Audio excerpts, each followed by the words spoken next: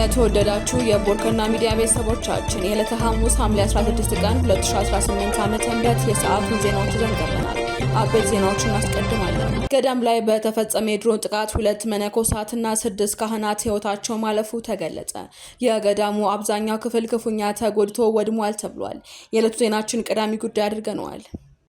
የአፍሪካ ሰብአዊ መብቶች ኮሚሽን ሳውዲ በኢትዮጵያ ስደተኞች ላይ ልትፈጽመው ባሰበችው የሞት ቅጣት ላይ ጥልቅ ስጋቱን ገለጸ። የአፍሪካ ሰብአዊና የሕዝቦች መብት ኮሚሽን በሳውዲ አረቢያ በወንጀል ተጠርጥረው የሞት ፍርድ የተበየነባቸው የኢትዮጵያ ስደተኞች ፍርድ በአስቸኳይ ሊፈጸም መቃረቡን የሚጠቁሙ ሪፖርቶች እንደደረሱት ገልጾ በጉዳዩ ላይ ያለውን ጥልቅ ስጋት ባወጣው መግለጫ አስታውቋል። በዝርዝር እናደርሳችኋለን። ሱዳን ከሰሞኑ የሰነዘረችው ውንጀላ የኢትዮጵያ መንግስት ሙሉ በሙሉ ውድቅ አደረገ። በሱዳን ያጋጠመው ሀገር አቀፍ የኤሌክትሪክ ኃይል መቆራረጥ ከኢትዮጵያ የሚገባው ኃይል በመቋረጡ ምክንያት ነው ተብሎ የወጣው መግለጫ የኢትዮጵያ ኤሌክትሪክ ኃይል ሙሉ በሙሉ አስተባብሎታል። ተጨማሪውን ይዘናል። ኢትዮ ቴሌኮም በ2018 በጀት ዓመት 215.8 ቢሊዮን ብር ገቢ ማግኘቱን ገለጸ። የደንበኞች ቁጥርም 90.1 ሚሊዮን ደርሷል ብሏል። ዝርዝሩን እናደርሳችኋለን። ዜናዎቻችን በዝርዝር እናቀርባለን። በቅድሚያ ገዳም ላይ በተፈጸመ የድሮን ጥቃት መነኮሳት ተገደሉ። 2 መነኮሳትና 6 ካህናት ሕይወታቸው ማለፉ ተገልጿል።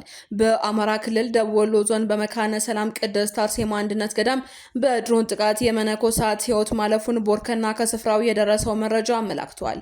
በትላንትናው ዕለት ሐምሌ 15 ቀን 2018 ዓ.ም በምዕራብ ወሎ በመካነ ሰላም በአባይ ወንዝ ዳርቻ በሚገኘው አባይ ገዳም አስቄጤስ የሰማዕቷ ቅድስት አርሴማ አንድነት ገዳም ተብሎ በሚጠራው ቦታ ላይ 4 ሰዓት ተኩል አካባቢ በተፈጸመ የድሮን ጥቃት ምክንያት በገዳም ውስጥ የሚኖሩ 2 ሴቶች ወዲያውኑ ሕይወታቸው ማለፉንና ሌሎች መቁሰላቸውን ምንጮች ገልጸዋል። ጥቃቱን የፈጸሙት የመከላከያ ኃይሎች መሆናቸውም ተገልጿል።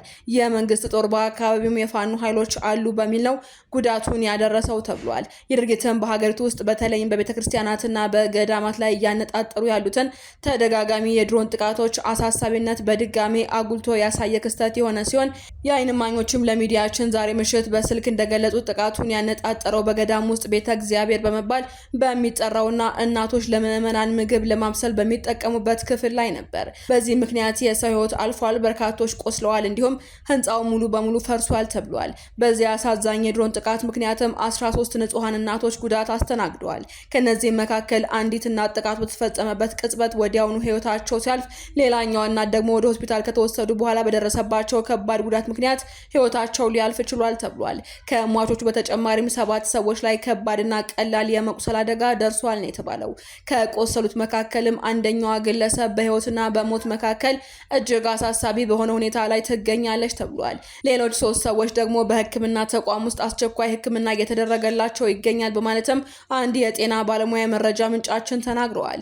እነዚህ እናቶች በገዳሙ የተገኙት መንፈሳዊ አገልግሎት ለመስጠትና ምግባረ ሰናይ ለማከናወን ነበር የሚሉት በገዳሙ ያሉት አንድ አባት ናቸው።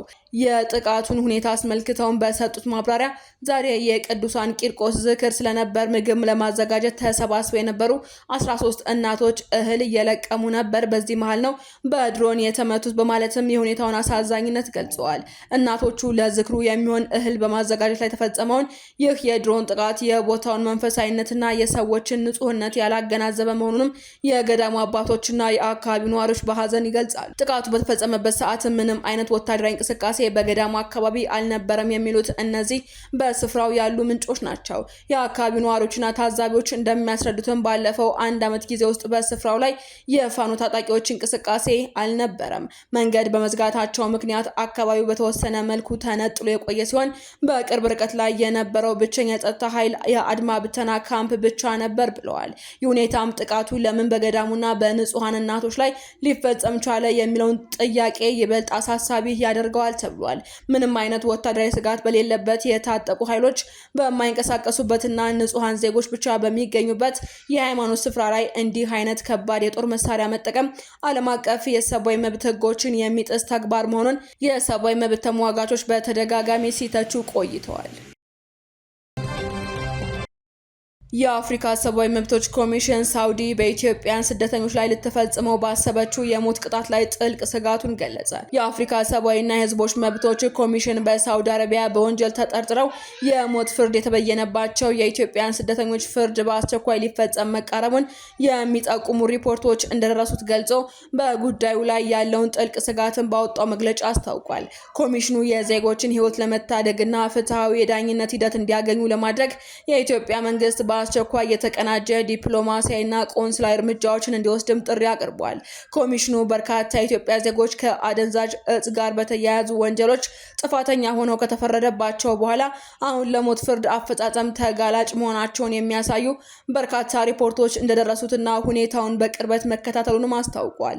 አንዳንድ የኢትዮጵያ ስደተኞች ቀድሞውንም የሞት ፍርድ ተፈጻሚ እንደሆነባቸው የጠቆመው ኮሚሽኑ ከተጎዱት ሰዎች መካከል አንዳንዶቹ በወንጀል ፍትህ ሂደት ውስጥ በቂ የህግ ውክልና፣ የአስተርጓሚ አገልግሎት፣ የቆንስላ እርዳታና ሌሎች ፍትሃዊ የዳኝነት ዋስትናዎችን ሳያገኙ ቀርቷል የሚል አሳሳቢ ቅሬታዎች እንደቀረቡለት ገልጿል። ኮሚሽኑ የመኖር መብት በአፍሪካ የሰብአዊና የህዝቦች መብቶች ቻርተር አንቀጽ 4 መረጋገጡንና የአንቀጽም እያንዳንዱ ሰው ለህይወቱና ለአካላዊ ደህንነቱ ክብር የማግኘት መብት እንዳለው እንደሚደነግግ አስታውሷል። በተጨማሪም የአፍሪካ ቻርተር አንቀጽ 5 እና 7 የሰብአዊ ክብርን፣ ጉዳይን የመስማትና ፍትሃዊ ዳኝነት መብትን የሚያረጋግጡ ድንጋጌዎች መሆናቸውንም ጠቁሟል። የኢትዮጵያ ፌዴራላዊ ዲሞክራሲያዊ ሪፐብሊክ መንግስት በሳውዲ አረቢያ ንጉሳዊ መንግስት ውስጥ በፍርድ ሂደትና በእስር ላይ ያሉ ዜጎችን በተመለከተ ከሳውዲ መንግስት ጋር እያደረገ ያለውን ዲፕሎማሲያዊ ጥረት ኮሚሽኑ መከታተሉን ገልጾ ነገር ግን ያሉትን ከባድ ስጋቶች ግምት ውስጥ በማስገባት የኢትዮጵያ መንግስት የሚከተሉትን አስቸኳይ እርምጃዎች አጠናክሮ እንዲቀጥልም አሳስቧል።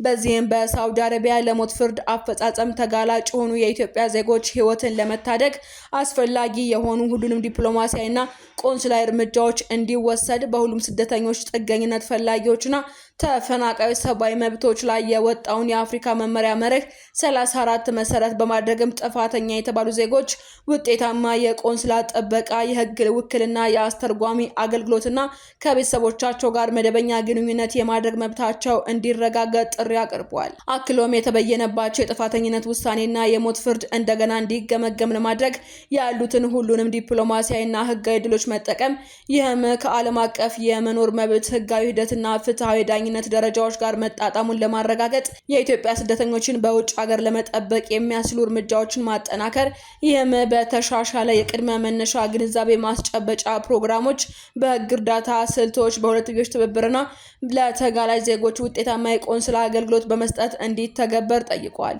የአፍሪካ ሰብአዊና የህዝቦች መብቶች ኮሚሽን የስደተኞች፣ ጥገኝነት ፈላጊዎችና ተፈናቃዮችን ሰብአዊ መብት የማስከበር እንዲሁም የመኖር መብትና ፍትሃዊ የዳኝነት ስርዓትን የመጠበቅ ጥረቱን አጠናክሮ እንደሚቀጥልም አስታውቋል። ሱዳን ከሰሞኑ የሰነዘረችው ውንጀላ የኢትዮጵያ መንግስት ሙሉ በሙሉ ውድቅ አደረገ። በሱዳን ያጋጠመው ሀገር አቀፍ የኤሌክትሪክ ኃይል መቆራረጥ ከኢትዮጵያ የሚገባው ኃይል በመቋረጡ ምክንያት ነው ተብሎ የወጣው መግለጫ የኢትዮጵያ ኤሌክትሪክ ኃይል ሙሉ በሙሉ አስተባብሎታል። የተቋሙ የህዝብ ግንኙነት ዳይሬክተር ሞገስ መኮንን በሱዳን የኃይል መቋረጥ እያጋጠመ ያለው በኢትዮጵያ ምክንያት ሳይሆን በሁለቱ ሀገራት መካከል ባለው የጦርነት ሁኔታ ምክንያት የሱዳን ኤሌክትሪክ የመሰረተ ልማቶች በመጎዳታቸውና ኃይል መቀበል ሆነ ማስተላለፍ ባለመቻላቸው ነው ብለዋል። ኢትዮጵያ ባለፉት 2 ዓመታት ይህንን ሁኔታ በግልጽ ስታስረዳ መቆየቷን ገልጸው አሁን ባለው ሁኔታ የሱዳን ወገን እንዲህ አይነት መግለጫ ያወጣበት ምክንያት ግልጽ እንዳልሆነ ተናግረዋል። ኢትዮጵያ ኤሌክትሪክ ክፍያ ባልተከፈለበት ሁኔታ እንኳን ሳይቀር ኃይል ስታቀርብ ነበር ያሉት ዳይሬክተሩ በሱዳን አንጻራዊ ሰላምና መረጋጋት ባለበት ወቅት ከኢትዮጵያ በኩል አቅርቦት ሊቋረጥ የሚችልበት ምንም አይነት ምክንያት እንደሌለም ገልጸዋል። በተጨማሪም ተቋሙ በምስራቅ አፍሪካ የኤሌክትሪክ አገልግሎት ለማስፋፋትና ቀጠናዊ ትስስርን ለመፍጠር እየሰራ እንደሚገኝ ጠቅሰው ኢትዮጵያ ለጎረቤት ሀገራት ኤሌክትሪክ በመሸጥ ረገድ ከፍተኛ ሚና እየተጫወተች መሆኗን አብራርተዋል። ሱዳን ትሪቡን የሀገሪቱን የኢነርጂና ነዳጅ ሚኒስቴር መግለጫ ዋቢ በማድረግም ከቀናት በፊት ባወጣው ዘገባ በሱዳን አገር አቀፍ የኃይል መቆራረጥ እየተባባሰ ለመምጣቱ ከዋና ዋና ምክንያቶች አንዱ ከኢትዮጵያ ይገባ የነበረው የኤሌክትሪክ አቅርቦት መቋረጥ ነው ሲል መዘገቡ ይታወሳል። ኢትዮ ቴሌኮም በ2018 በጀት ዓመት 215.8 ቢሊዮን ብር ገቢ ማግኘቱን ገለጸ። የደንበኞች ቁጥርም 90.1 ሚሊዮን ደርሷል ብሏል። የቴሌብር ተጠቃሚዎች ቁጥርም 60.5 ሚሊዮን ሆኗል ነው የተባለው። ኢትዮ ቴሌኮም የ2018 በጀት ዓመትና የቀጣይ አድማስ 2028 ስትራቴጂ የመጀመሪያ ዓመት አፈጻጸም ሪፖርቱን በዛሬው ዕለት አቅርበዋል። የኢትዮ ቴሌኮም ዋና ስራ አስፈጻሚ ፍሬሕይወት ታምሩ እንዳሉትም በ2028 የደንበኞችን ቁጥር 100 ሚሊዮን እና የቴሌብር ተጠቃሚዎችን 75 ሚሊዮን ለማድረስ እቅድ ተይዟል። በበጀት ዓመቱም 603 አዳዲስ የሞባይል ጣቢያዎች ወደ ስራ ገብተው አጠቃላይ ቁጥራቸው 10613 ደርሷል። ይህም 1.5 ሚሊዮን አዳዲስ ተጠቃሚዎችን ተደራሽ አድርጓል ብለዋል። 264 ተጨማሪ ከተሞች የፎርጂ አገልግሎት ተጠቃሚ ሲሆኑ ፎርጂ ሽፋን 82.2 በመቶ ደርሷል ብለዋል። እንዲሁም 7 አዳዲስ ከተሞች ደግሞ የ5G አገልግሎት በማግኘታቸው አጠቃላይ 33 ከተሞች ተጠቃሚ ሆነዋል ተብሏል። የደንበኞች ቁጥርም 90.1 ሚሊዮን ሲደርስ 86.9 ሚሊዮን የሞባይል ድምጽ፣ 51.5 ሚሊዮን የሞባይል ብሮድባንድ፣ 1 ሚሊዮን የፊክስድ ብሮድባንድ እና 719,000 የፊክስድ ድምጽ ተጠቃሚዎች ተመዝግበዋል። የቴሌብር ተጠቃሚዎችም 60.5 ሚሊዮን የደረሰው በአመቱ 4.19 ትሪሊዮን ብር ትራንዛክሽን ተከናውኗል ብለዋል። ባለፉት 5 ዓመታት የተከናወነው የገንዘብ ዝውውርም 9.13 ትሪሊዮን ብር ደርሷል። 19.72 ሚሊዮን ደንበኞችም የብድር አገልግሎት አግኝተዋል ብለዋል። ተቋሙ በበጀት ዓመቱ 215.8 ቢሊዮን ብር ገቢ በማግኘትም የእቅዱን 99.7 በመቶ እንዳሳካ ስራ አስፈጻሚዋ ገልጸዋል። ይህም ካለፈው ዓመት 162 ቢሊዮን ብር ገቢ ጋር ሲነጻጸር ከፍተኛ ጭማሪ አሳይቷል። 188.4 ሚሊዮን ዶላርም የውጭ ምንዛሬ ገቢ ተገኝቷል ተብሏል። የዳታና ኢንተርኔት ገቢ 31.1 በመቶ የጠቅላላው ገቢ በመሸፈንም ለመጀመሪያ ጊዜ ከድምጽ አገልግሎት 23.5 በመቶ በላይ ገቢ አስገኝቷል ተብሏል። በዚህም ያልተጣራ ትርፍ 92.9 ቢሊዮን ብር መድረሱንም ተገልጿል። ፋይናንሻል ኦዲቱ ከተጠናቀቀ በኋላ የተጣራ ትርፍ መጠን ለባለድርሻ አካላትና ለባለ አክሲዮኖች ይፋ እንደሚደረግና ከዚያም ወዲህ የትርፍ ድርሻው ክፍፍል እንደሚደረግ ፍሬሕይወት ታምሩ ገልጸዋል። አድማጮቻችን፣ የሰዓቱ ዜናዎቻችን ተጠናቀዋል። ስለተከታተላችሁ እናመሰግናለን። ሰላም።